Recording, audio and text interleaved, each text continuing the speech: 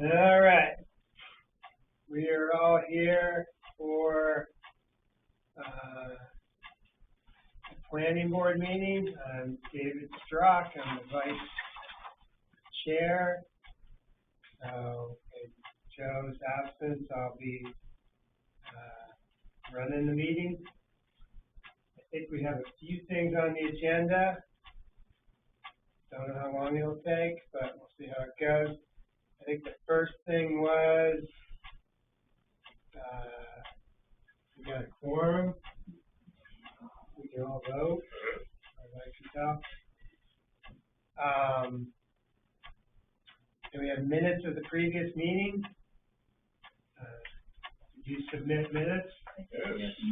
They were very brief. Yes. A short meeting, Do anybody have a motion that they'd like to make? Yeah, I'll motion to approve those minutes. Sure. And I'll second. Any discussion about the 12 words on that page? Those were 12 words. All right, all those in favor of approving? There you go. Appears to be unanimous. The second thing on the agenda was a CUP extension. I'm going to table that because they're not here, but we'll still deal with it. But they're not here, so let's deal with the folks in front of us. Are you Tom? I'm Jamie. Jamie, that's right. That's right. Jamie, what's your last name? Garland. Garland, Garland. Stockholm Christian Church. All right. Reached out to me, I guess, at some juncture, and asked for some time to present a sketch of a proposed subdivision, and not totally sure what we're going to do, but let's look at it and hear him out, and if we have some questions, try to help so he can submit the best. I assume that's the goal, is to submit a subdivision plan. So he can submit the best plan possible and have the least amount of headache after it's submitted. So why don't you go ahead and tell us where this is and what you want to do. I wanted to take a copy of this section. Sure. So I was in Snow on the ground earlier in the year. This project's off of Pigeon Brook Road. Since the last time I've come in, we've surveyed the property for wetlands and vernal pools, which has given us better information on the resource protection zones, as well as vernal pools themselves. And we've done a boundary survey to really lock in the area that we know we're working with. The project is a 7-lot subdivision, off of Pigeon Brook on 155 acres. We know plots 1, 2, 3, 4, and 5 have adequate dimensional space for buildable areas, passing test pits, and the required lot areas. Lot 6 and 7 are the remaining areas. They're large because lot 7, part of it is in the floodplain, and so we want to be out of that, have buildable area out of that. And lot 6 is the remainder, which we knew we had potential vernal pools in the area, which are evident. If you're looking at the maps, the red circles and black circles are potential vernal pools. I hope today to have that answer, but my important scientist didn't get back to me in time. You can see the hatching, flat line, fans coming out of it. Those are the wetland areas that have been defined. So the two big things we came in last time we wanted to talk to, and now we're still back talking to today, is to get access to lot 6. We're thinking of using a shared driveway off of lot 7, but we need to go into that would cross the resource protection zone my line. Here, I highlighted on here. Thank you. Okay, you get here, and then this is the other side. No, this is good. That's the wetland. This is the upland area. The upland area.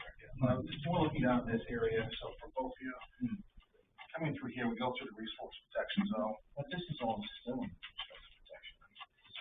Yes, it's 250 feet off the outer edge of the wetlands. Just putting us in there. So nice spot as good as here. For lot 5. This is good for lot 5. He's talking about accessing lot 6. Lot 6. Well, it's not 6 large over here. Yeah, okay, I'm sorry, now I'm seeing color coding. Definitely not. This would be the upland area for lot 6, which has buildable area. So you're trying to get there, which is your issue. To get there, Right. And so one of the things, we're not looking to use an exemption for the house, but we wanna have a discussion on putting a driveway down there. And then the other one is, I know the ordinance for major subdivision calls out a hydrogeological study for a major subdivision, but we're looking to see if there's any room for a waiver in that. We do research and we provided a letter from a geologist stating that this is capable of well water. But one of the questions that came up the last time was it on the sand aquifer, sand and gravel aquifer, and it is. And so those are really the two questions we came back to have discussion on, and not walk away with definitive answers, but at least one, provide you with some more updated information, and hear any feedback you have, and two, ask those questions.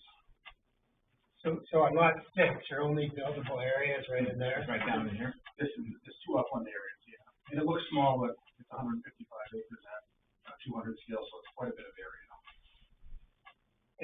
And you don't want to come directly from Pigeon Brook down to that through lot 1, 2, 3, or 4? That would require crossing the stream, and we're really just trying to make this as natural as possible, I guess the best way to put it. Just back up on lot 7, the usable area is this. Yes. Yeah, what you have there, yeah. That's the usable one, yeah. And it's really gonna be up on the uphill here, or So down you here. can build up in there. Are there any side roads off of Pigeon Brook coming down along any of these lots? The one thing I found today when I came through was this, I think this is a gate right here to this trail that goes down through. But no actual No. town roads or anything, so. The nearest road is Intervale, which is over this side. Yeah, I thought last time Joe showed this to me that he said the lots were not on Pigeon Brook, they were off Intervale. Maybe that's another subdivision. Intervale will be past where the north field is. What's this right here? This is an existing property, somebody else owns this cabin. So just refresh me, remember, if I set them draw a line, where we're gonna go through here. Excuse me, I'm actually debating, so the easement area would be across lot 7, and we'd probably come across this flat spot.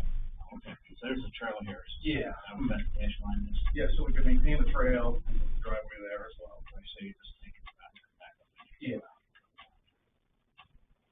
And so how does that impact us? Like what would you need from us? No, more just asking the question now before we, if you viscerally hate it, which we haven't seen that yet. Wasn't there an issue about, lot frontage versus depth? Yeah, and we've How do we address that? yeah, we confirmed that these lots meet, I'm sorry, you're right, the big lots. 6 and 7. You have a 3-to-1 ratio, on lot width to depth. And so that was one question we had, is that, I think we may, lot 7 is the one that runs into that. Lot 7 you thought, I'm not sorry, lot 6. lot 6 is the issue. Yeah. By code, it doesn't meet the 3-to-1 ratio. Could you make these other lots 1 through 4 larger? Well, you run into that. Yeah, no, I mean, it's not usable, and then you still make lots of it. Or it says 3-to-1 here. That's 3-to-1. These aren't 3-to-1. So you really can't make them.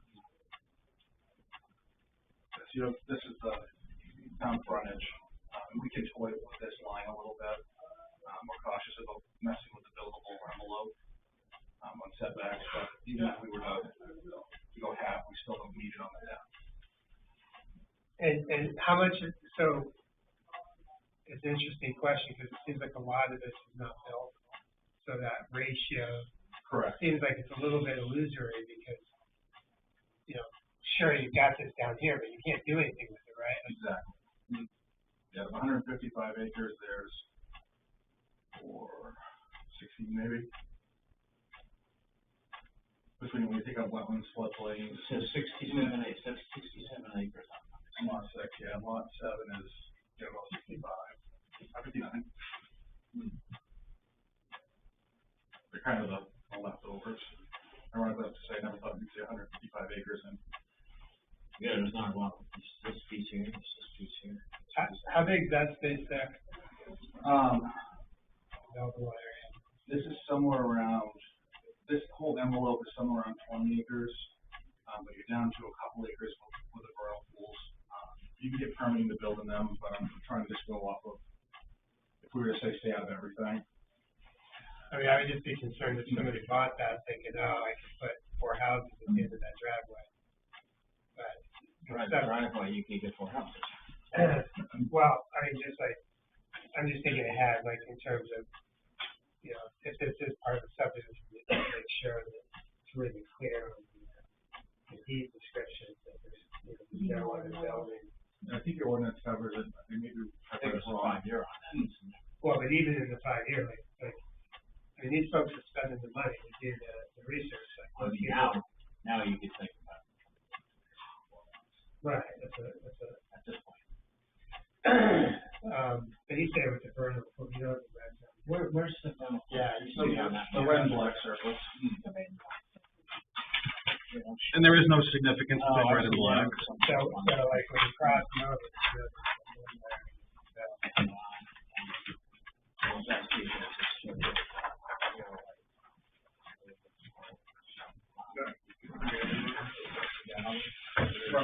well, I mean, from my perspective, I don't think I know enough to know what to be concerned about. Like, you sound like a upright guy and a stand-up guy, and it sounds like you're trying to do the least damage possible.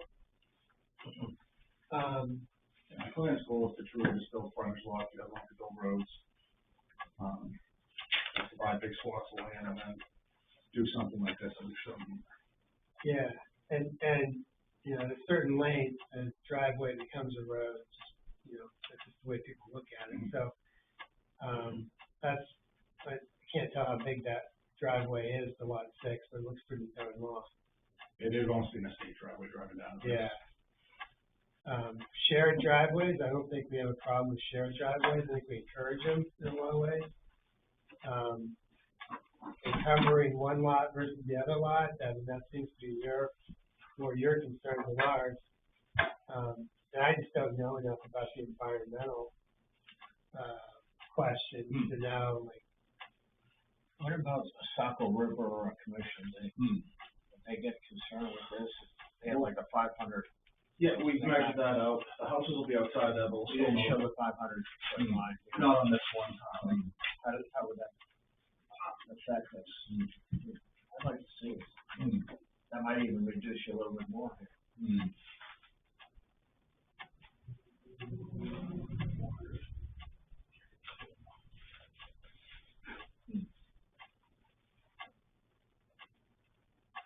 Yeah, like double up to 250.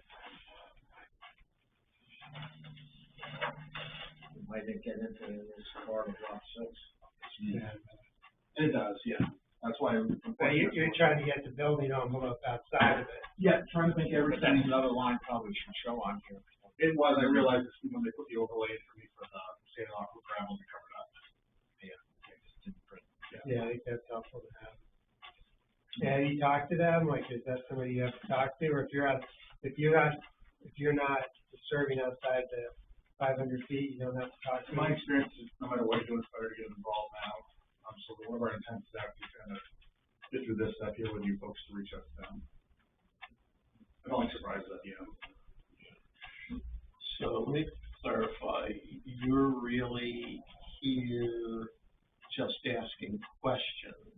You're not actually presenting a preliminary plan for a major subdivision tonight. No, if I was to put it, and this would be the sketch plan meeting. And our goal would be to comprise everything you need for a preliminary application, sidewalk, public hearing, and then final application. Yeah, because there's a tremendous number of steps once the preliminary plan has been submitted that we have to start doing.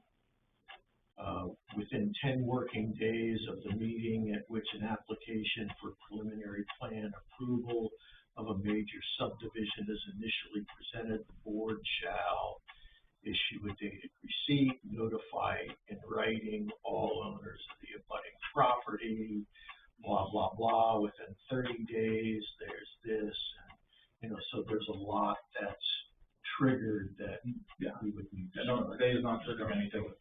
Today's the non-committal sketch plan. Two other things about, fees. Have you paid anything yet? No, just, we emailed Josiah last time, and he said, I'm gonna wait $25. No, it's $25, per lot or acre, whichever is greater. So that would actually be $3,875. For the application. Yeah, Yeah. when it's the Yeah. application. I think you have a line there, though, that it's $25 for sketch plan for one meeting. Yeah, maybe that's before Article 7, which is the preliminary plan for a major subdivision. Yeah, so there will be, we recognize there will be a full application associated with that. The other thing I think the board should think about is that there's a clause in here that says that,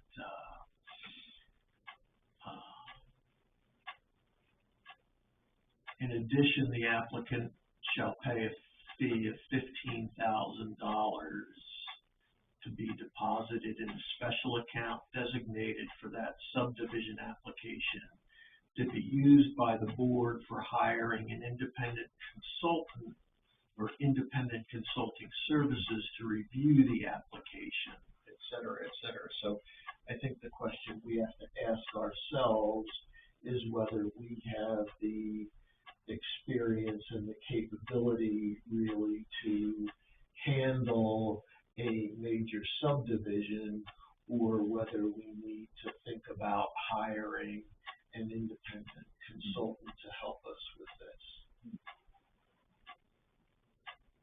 It's not a decision we have to make tonight, but something to think about. Yeah, I guess I'd want to see the whole package to see, like I said, I don't know what I don't know. So,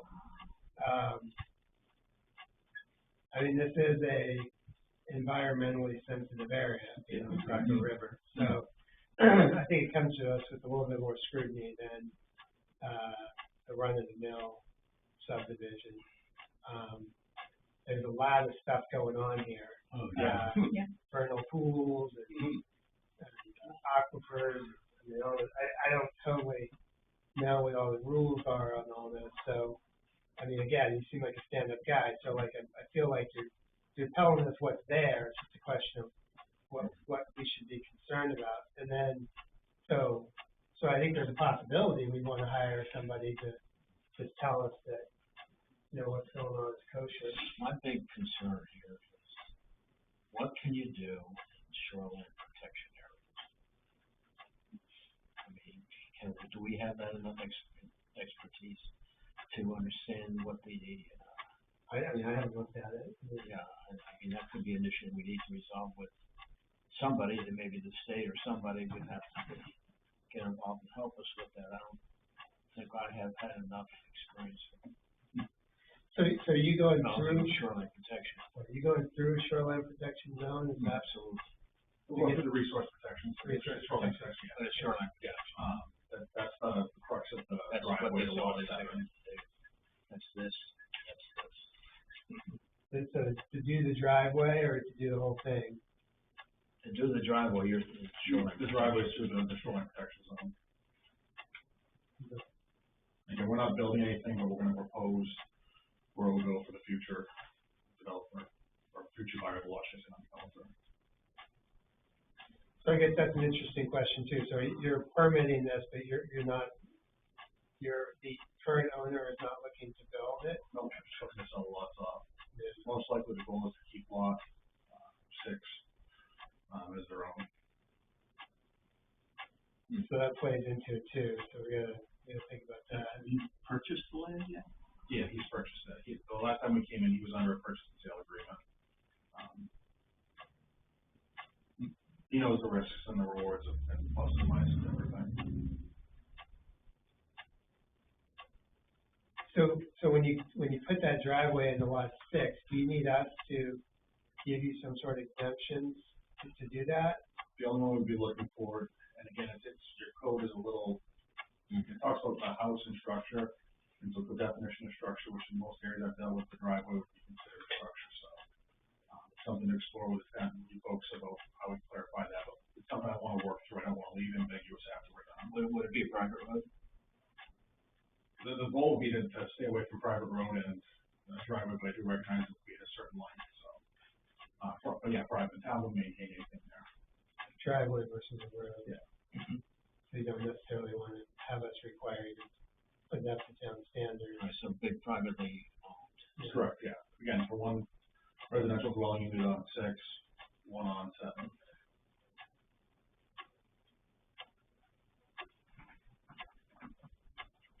There's some rough contours in there.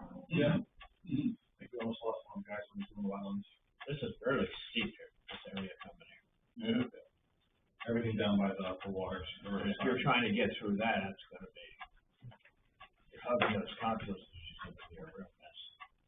Yeah, it's knocking down the top of that, where that trail goes currently, to make it wide enough. If you get down to the southern trail, then it gets flat, but from here to there, you got some steep slopes there. Yeah, we won't be riding this peak here.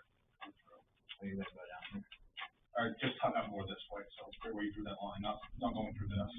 Stay away from the steep slope. Yeah. Look down here, it goes down there, yeah. Now look at this, there's only a very narrow flat spot in here. That's where they're going. Between here and there, very narrow flat spot. That's why there's a path there. That's why it's there. Yeah. Exactly right.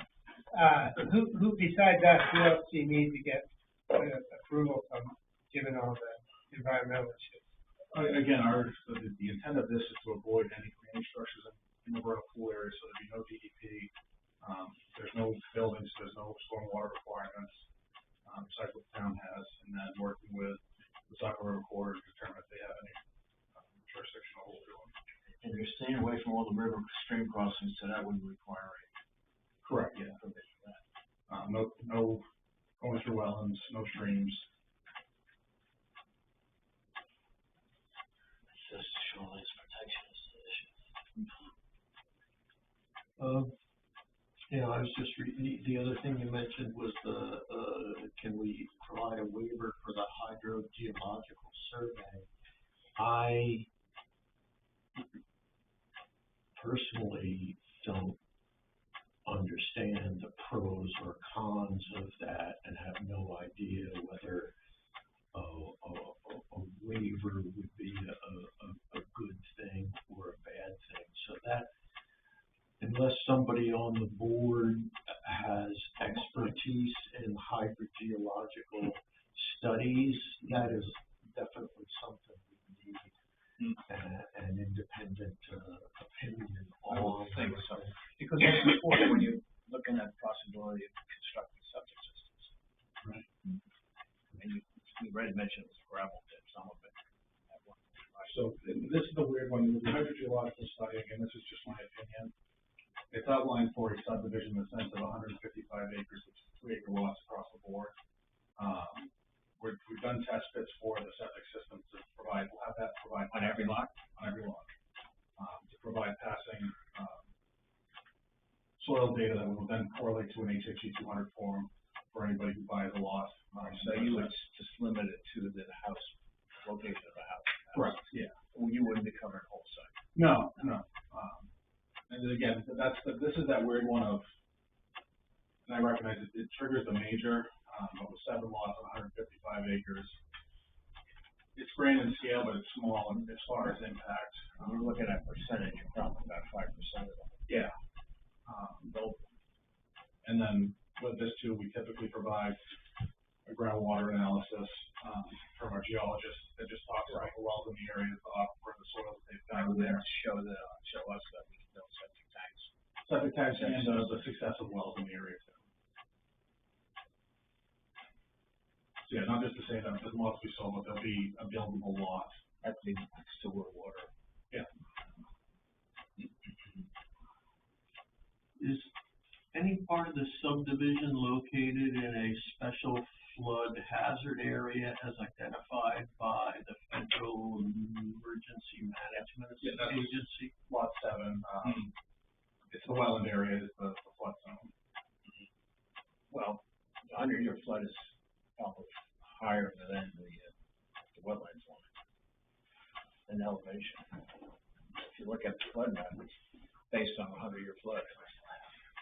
trigger, Matt? That won't follow, that's not gonna follow up. It's in the performance standards that, all public utilities and facilities such as sewer, gas, electrical, and water systems You don't shall have be the located and I constructed to don't have the minimize damage or eliminate flood damage. Adequate drainage shall be provided so as to reduce exposure to flood hazards. And then C is the long paragraph. The plan shall include a statement that structures in the subdivision shall be constructed with their lowest floor, including the basement, at least 1 foot above the 100-year flood elevation. Such a restriction shall be included in any deed, blah, blah, blah.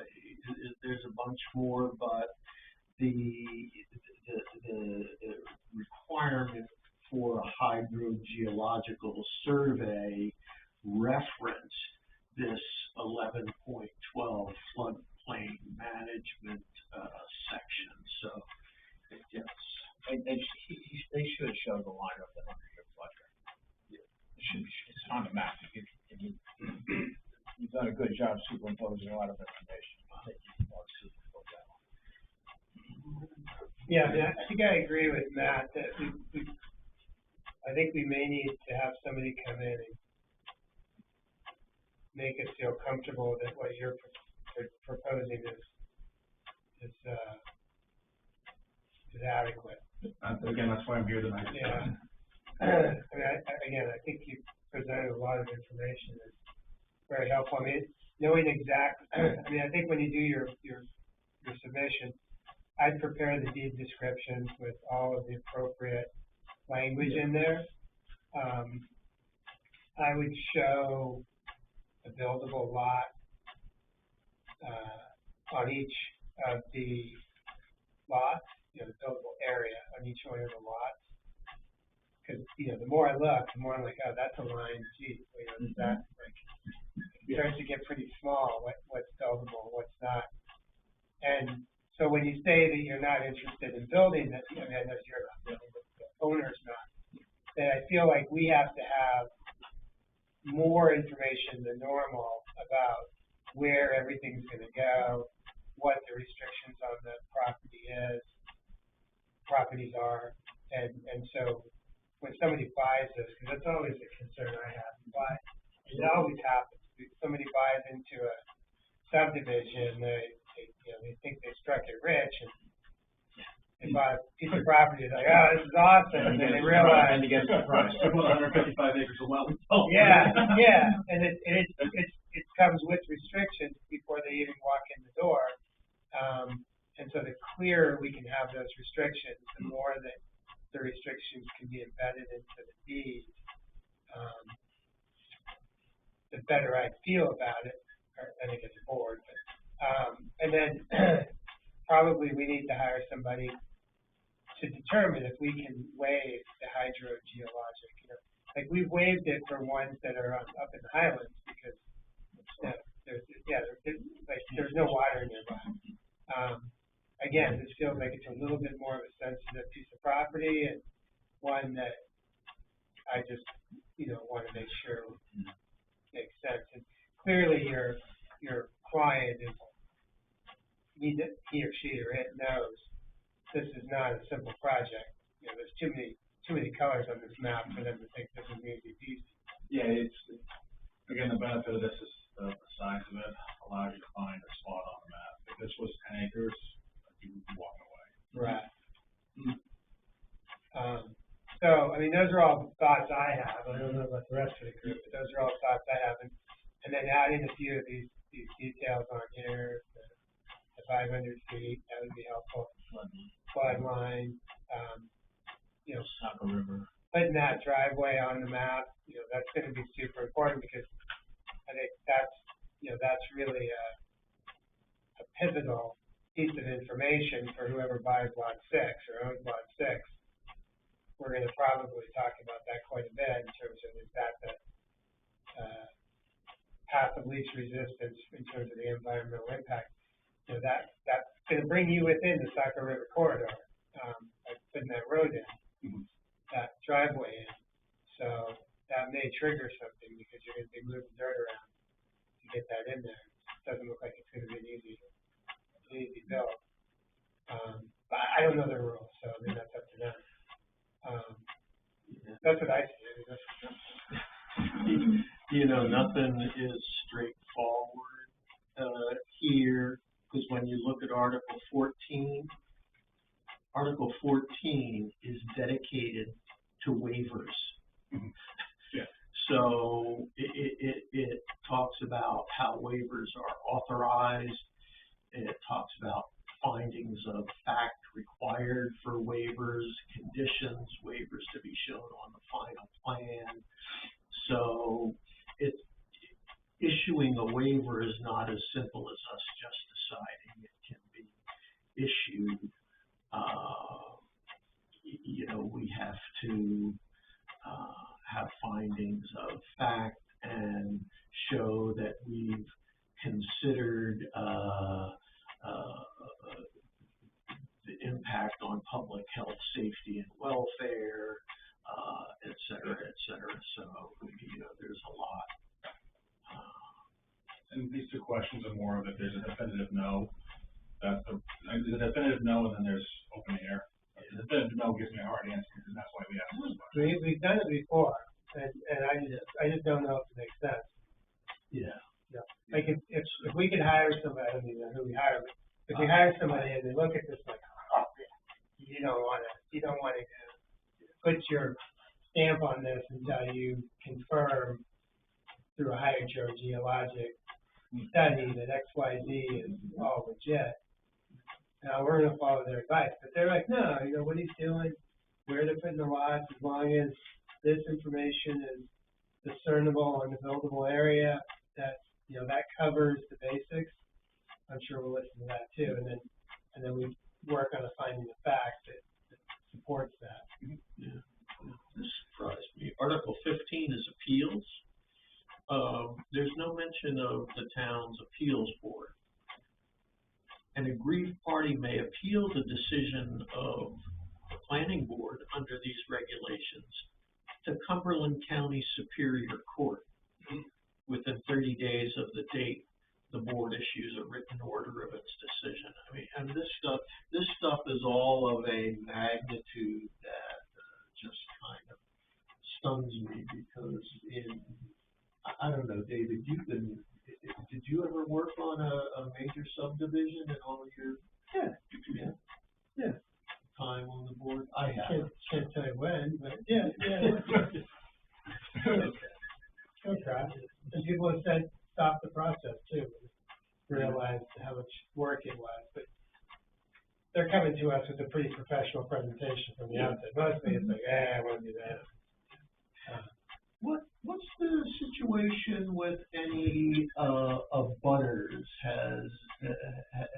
Are there any abutters on this side or that side that have expressed any interest, questions, concern? Have you talked to anybody? I personally haven't. I know Andrew, the owner, when he was up, met with, I think, the U portion of butter. We typically don't reach out. I mean, there are butters left, right, the middle person. I think there are 3 homes on the opposite side of the road based on my mailbox now that are in the area, but we typically don't reach out. They'll get notified through us when we file applications. So they did talk to that. I believe that's who we talked. He talked to somebody out there. That'd be a nice piece of advice, lot 5. What is this considered? It's a gap in the sand gravel aquifer. It's not a pond or anything like that. No, that area, again, it's just an anomaly in that on the map that we imported in, they didn't consider this. It could be something with the river coming in, an inlet with the river coming in there. But I don't have any blue lines, which would be indicative of streams, rivers. You can almost see it through the contours. That's a low land. Yeah. Contours are all going down. It's like if you follow the contours out or something like that. Yeah. Have you ever done a subdivision before? Yes, yep. The last one was in Warren. I'm working two in Waterford right now. So I've got the spread of different communities with different, land use ordinance subdivisions and whatnot, so. And are you dealing with just the planning boards there, or do you have any of those planning boards hired, independent consultants to help manage the process? Waterford didn't, Gorham does, and it's a practice, they have the same ordinance layout as you do. With both of those two, we dealt with DEP for stormwater, we dealt with DEP on the Gorham one for some wetlands. We were impacting wetlands. And Bethel, that's the most recent one I got on my plate. And Trim Museum in Bridgeton, which I'm proud of. Never got off the ground though. I mean, like I said, I think you have a great start here. I think we're receptive to a subdivision. We know there's no hostility towards it. Got to follow the rules. We don't do this a lot, so it's a slower process for us. So when Matt says there's trigger, like the trigger moment, like that gets us a little nervous because we just don't do it very often. But I mean, I think you've answered all the questions, and I think you have a good idea of where we're coming from. If you could give us do you have a timeline on when you're looking for the first? I don't know right now. I'll call Andrew Porter's my client. Owns the land. I'll be calling him tomorrow morning, kind of download it with him. We've been being very methodical with this project and the property itself of how we go about things. So if we have an idea that we're looking to submit in the period, I'll gladly reach out and let you folks know. Okay, that's helpful. Where's Andrew from? Andrew's in Texas currently. He grew up in Portland, moved to Texas, and he's got property in Maine still. So he lives in Texas. Texas right now, yeah.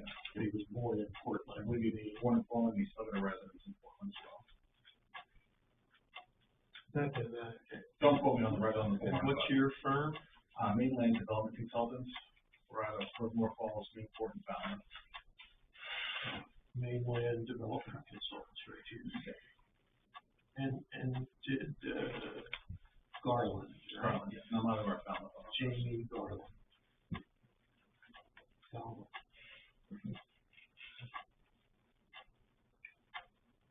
There's more falls that yelling if I said more. This is a lot better than to deal with a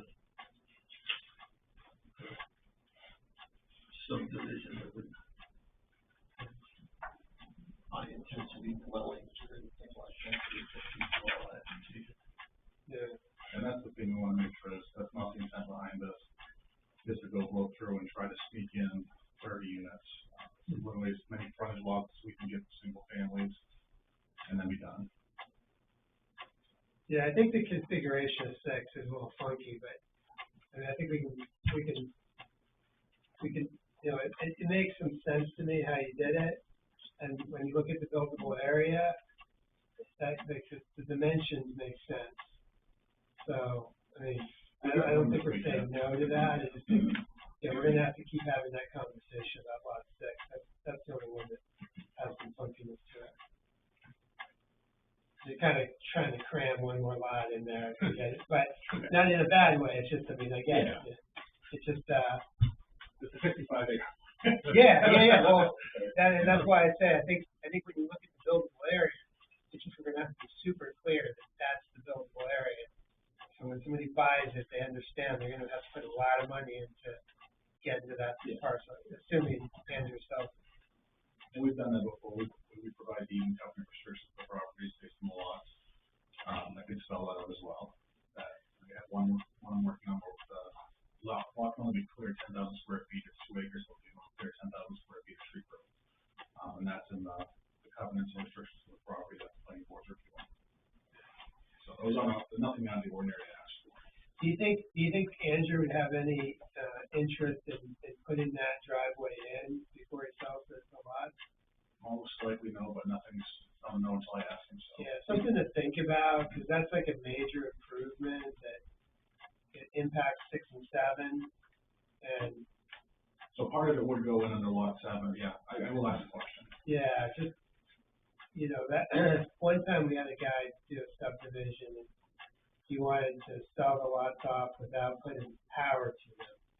The easier thing would be to change a lot line between 6 and 7. And just Well, but you're right into the buildable Just skew it right there. Yeah, you're right into the set off the line, the property line setback. You have to run into a problem. what, if you put a line this way? Yeah, you cut down that buildable area. We do have flexibility, and that isn't off the table of this line here. I mean, just squeeze it over here. Because where was your buildable area? Yes, your Right buildable there. area is You're here. right here. So you kind of cut that down. I think that's what we said earlier. But again, we do have Instead of going to flexibility. an easement, maybe it's like, Oh, yeah. We have talked about tweaking that property line so that maybe runs down the center of a right of an easement, so both parties are giving an easement to. you get rid of the easement, that helps you on selling lots up. I was just trying to keep limited road cuts too. Sure. But we will entertain. Just to glad you know the numbers are. Did you come across any world begonias, while you? My wetland scientist was out, this site, the only area that I have to worry about right now are those circle areas, if we're to do anything in them. And those are identified as potential vernal pools. I think he was up today. If he finds fairy shrimp, with salamanders or frogs, that's what will trigger them into a significant vernal pool. Otherwise, the circles go away. So it looks like it has the measles now. Hopefully, it calms down a little bit. Did you meet with, talk to, spend any time with, either of the, recently, departed Baldwin code enforcement officers on this project? No, we tried multiple times to reach out to a code enforcement officer and then found out they weren't with the town anymore. So we weren't able to. You're not the only town. Good.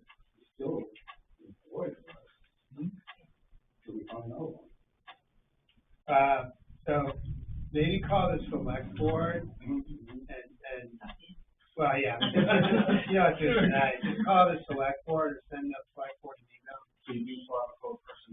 There's somebody who's supposed to be continuing to provide services. But if you reach out to the select board, they can get you to the right person with the right number, with the right name. And if he's not, or she's not, whoever is responding, then they can help facilitate that. One more question. Is any of this property in tree growth? Currently, it all is in tree growth. He understands that as he sells them off and breaks them up. Lots 1 through 5 won't use the That's an issue for him when he sells it. Yes, yeah. He's aware of that. That was the first thing I brought up when I saw the map.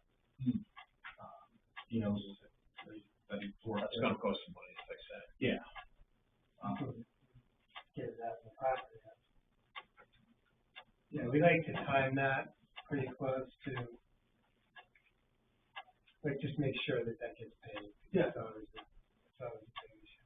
Yeah, do lots 1 through 5, as those get sold off immediately, or as those get created would immediately fall out. Lots 6 and 7 still meet the size requirement conventionally. There is a tree growth management plan in place currently. All right, is there anything else that we can give to you that would be helpful? Nope, this is all I need to do tonight. I wanted to get this back in front of you folks, and if you ran me out of town, I know you tried to scare me with the fire alarm, so I didn't know that's the intent of this is, if everybody stood here and looked at me and told me to run, we never stop. If we can still have a dialogue, we know there's something that can come out of this. That's the intent. Well, the cops didn't come to get you. I was right by the speaker of my head. I will leave those bigger plans with you folks, so you have some larger to look at. And we'll get those additional pieces added on to anything else we submit that was requested. Okay, perfect. I appreciate your time tonight. Any information that you need spellings for or anything? Okay. Thank you very much. All right, thank you, appreciate it. All right, Jamie, thanks. So the next issue is the the request from the solar people to,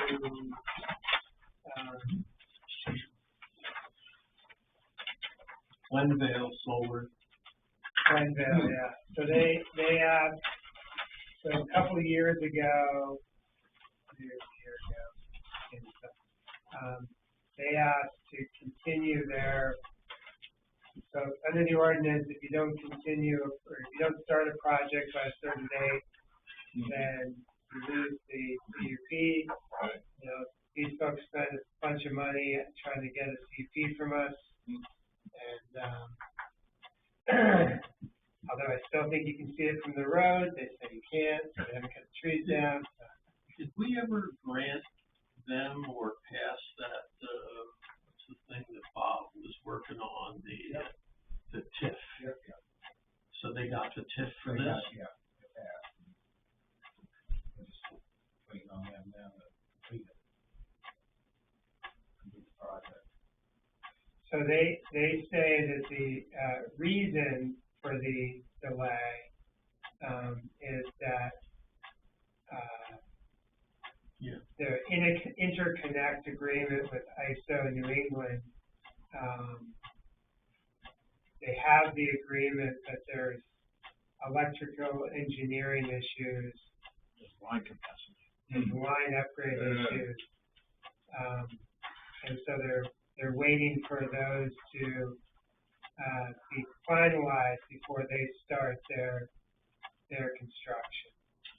You know, that's interesting because the solar farm that on Jamie McDonald's land by me on Deacon Road there is defunct because they could not come to an agreement with CMP on the interconnection agreement. So, Interesting, these folks were able to do it. yeah, I guess it was just that I guess these people were willing to pay the price for the interconnection agreement and the others. I think, and this is if my recollection, this was a different one in nature. Like this was, it's bigger and it's a commercial trade-off. Like somebody has already bought the power for this. Like I'm making this up, don't quote me. But Like the one DIW. Joe put in, somebody had already bought the power for it. Yeah. I think DIW or somebody like that's already bought the power for this. It's not, I don't remember what the deal was, but they're asking for an additional 1-year extension. We gave it to them last time they asked. You know, I don't necessarily like the idea of just saying, okay, one more year, but at the same time, this is a pretty major project. And they did spend a bunch of time with us, and I think we came to some pretty good agreement with them. I guess I'm inclined to say yes. We did it before. He threw me a little bit of shade, saying, "Oh, you know, we can't get somebody there so quick." And, you know, seriously, they know when the meetings are. This is the last meeting before theirs expires. So I was like, "Okay, buddy," but you know, it's all. I don't think he did it intentionally. I just think that's the nature of the discussion. So I'd be inclined, as one member of the board, I'd be inclined to give the extension, particularly because we did already. I don't know if somebody wants to make a motion and we discuss it, and we discuss it beforehand, or if there's any big pushback. I don't know what everybody's thinking. Have they actually done any kind of construction or put in any roads or driveways or done anything like that? Not to my knowledge. I've driven by it. Like I said, when we did the permit, I swore you could see it from the road. So every once in a while I drive by there and look at it, and I look at the road. To me, nothing's changed. I think they're waiting to put in any money into it until they get all this stuff, collateral stuff done. Where is it? You go up the road to, what is it, Ingles Pond? It's right on the other side, is the back side of Ingles Pond. part of it in the high, Yeah, small part of it. yeah. The TIF is beneficial to town. Yeah. If I recall. Yeah. That's what the select board decided. Well, I think we should, unless we want them to, reaffirm, or, provide some kind of a bond if it's able to be seen from the road. That's my personal, that's a personal thing. I remember that discussion. So we should, Make a motion. I move that we, give them, another, we wanna give them 6 months or 12 months? I'd give it a year. Okay. To May 8th, 2027, Move, so move, that we do that. 26, sorry, yeah, sorry. Anybody second it? Seconded. Any discussion? Particularly any negative discussion?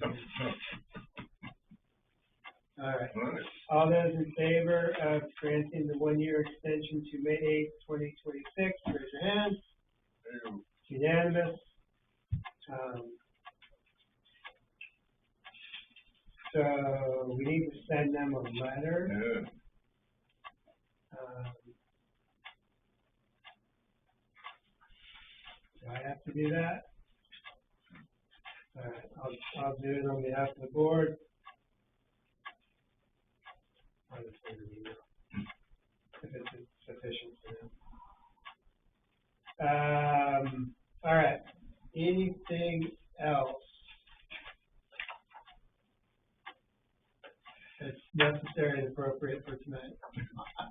When we send that letter, David, we should make it clear to them that the continuance is, based upon the fact or the belief that there have been no significant changes to the design, technology, size. Oh, yeah, the no, lots, yeah, they have to all follow that it, stuff yeah. that they, this doesn't give them the opportunity to change the plan. Any changes like that, they have to come back and revise the CUP. I'll put that in there.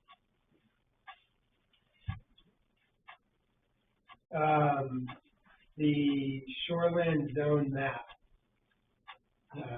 There was some proposal to do a different shoreland zone map. Did that move forward at all? We voted on, names of the company to do it for us. Archipelago? Yes. Yes.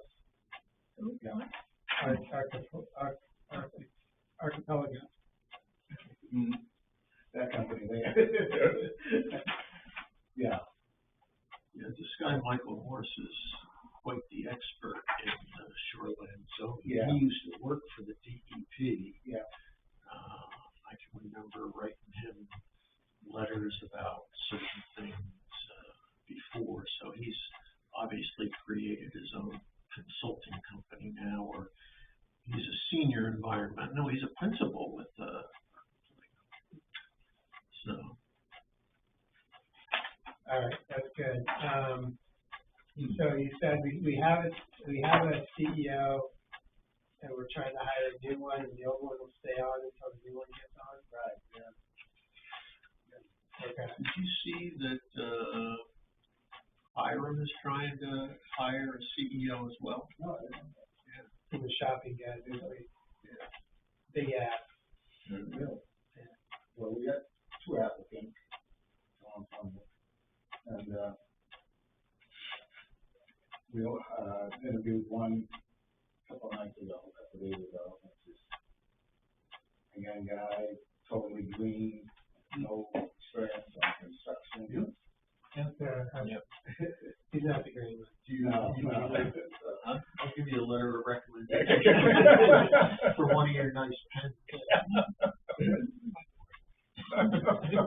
Yeah, I'm not sure I want you to do it, though.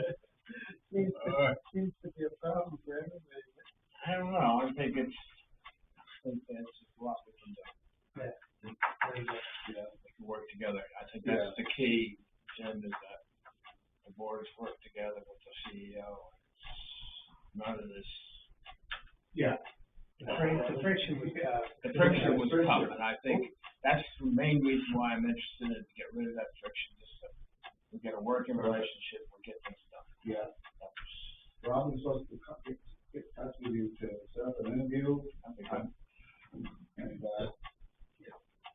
me, I don't think it's necessary to do interviews. He's interviewed me twice before, but So I got cold feet on it, but I think based on this last one, I think that there has to be some healing here between the CEO and the board. Don, you only have to remember one thing. If you see David's mouth moving, that means he's talking. I had heard that.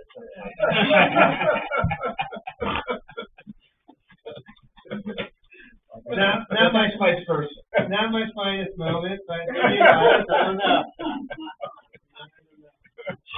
That's a weird reaction. Anything else?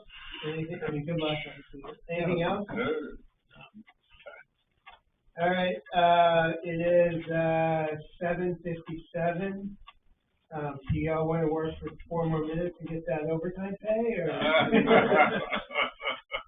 So, does anybody have a motion to adjourn? The motion to adjourn? I'll second that. Voted?